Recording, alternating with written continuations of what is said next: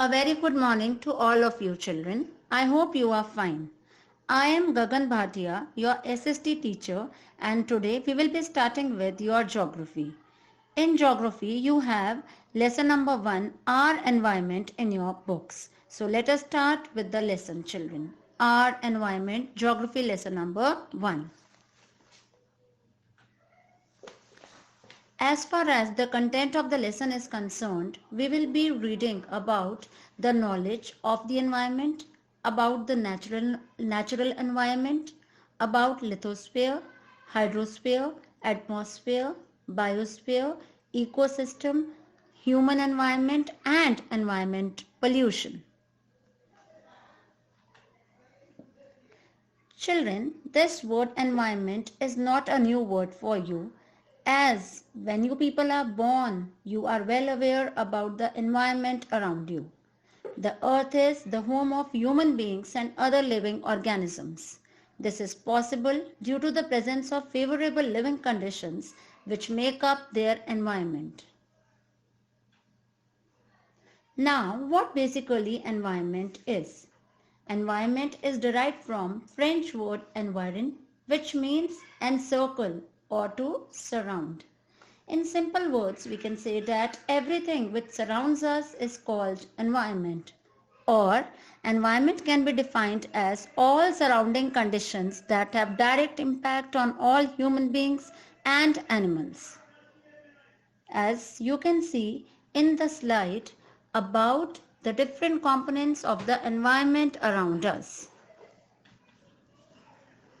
Now, when I talk about environment, in geography, the elements of geography are divided into two main types, natural elements and man-made elements. Geography deals with various components of the environment. On the basis of origin, geographical elements can broadly be classified into two main groups, natural elements and human-made elements.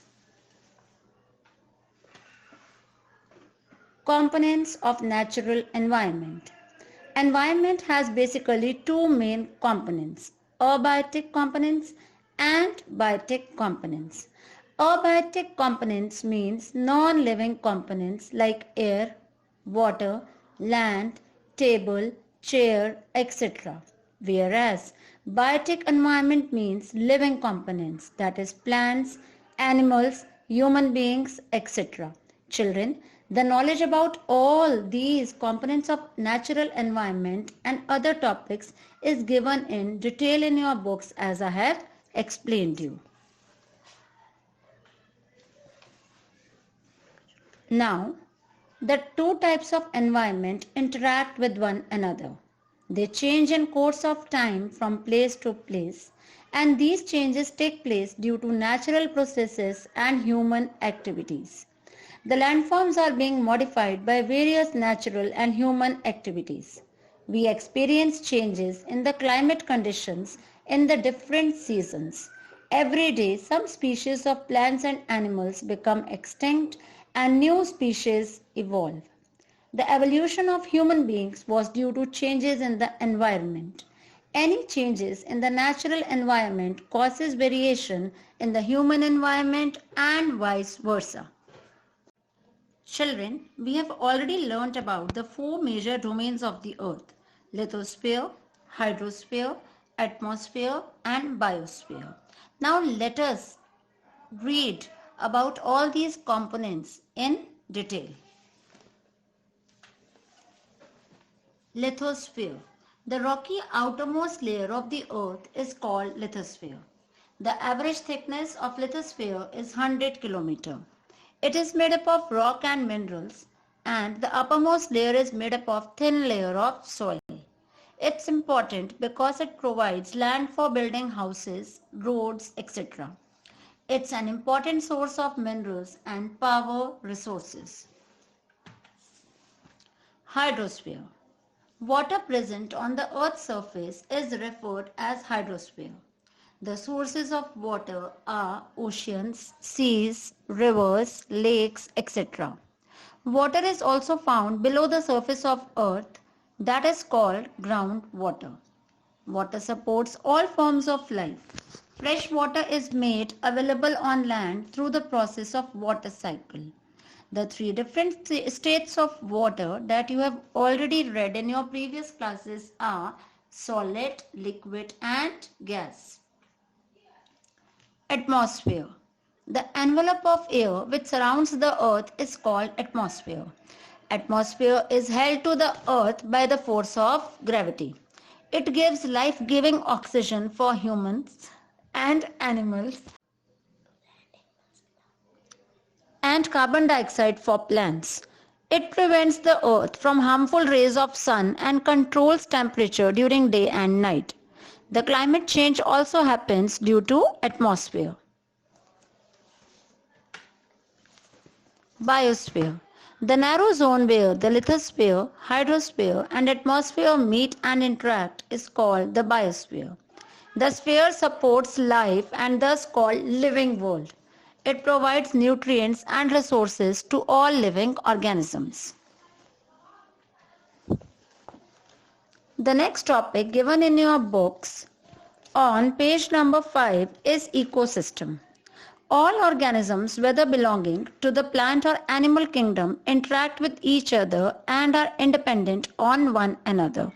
The complex system of interactions between the organisms and their physical environment in a particular area is referred to as an ecosystem.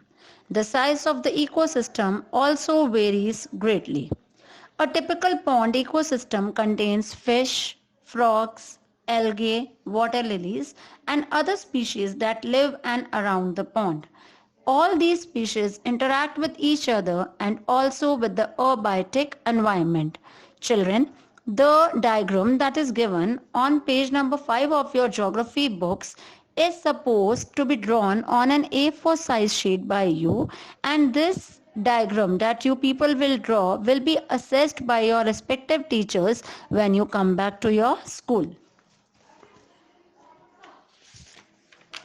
Human environment. Human beings are a part of environment in which they live. They are influenced by the environment.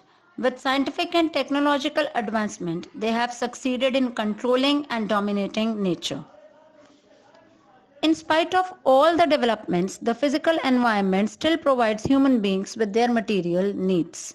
The human-environment interaction explains how man affects the environment and gets affected by it in return. Now, what is a human impact? Something that can make the world better. There are positive impacts and negative impacts also. Positive impacts are helping the world, whereas negative impacts are hurting the world. There is a topic, environment pollution, that is given in your books. That is how the negative impacts are hurting the world. When the disturbances made by human beings in the environment are less, nature can easily repair and maintain it. But when the exploitation is on a very large scale, nature fails to repair it. This creates problems not only for nature but also for human beings. It is important that all of us understand and learn to live and use the environment in a harmonious way. Only then will a balance in nature can be maintained. Children, this was a brief, or you can say a detailed summary about geography lesson number 1 that is given in your books. Now, to sum up is given on page number 7 of your books, children. You need to read the points clearly and please do exercise number A, B and C given in your books on page number 7. And the diagram that I have told you to draw on A4 size sheet has to be drawn by you. That's it for today, children. See you in the next class. Stay home, stay safe. All the very best, children. Thank you. Thank you so much.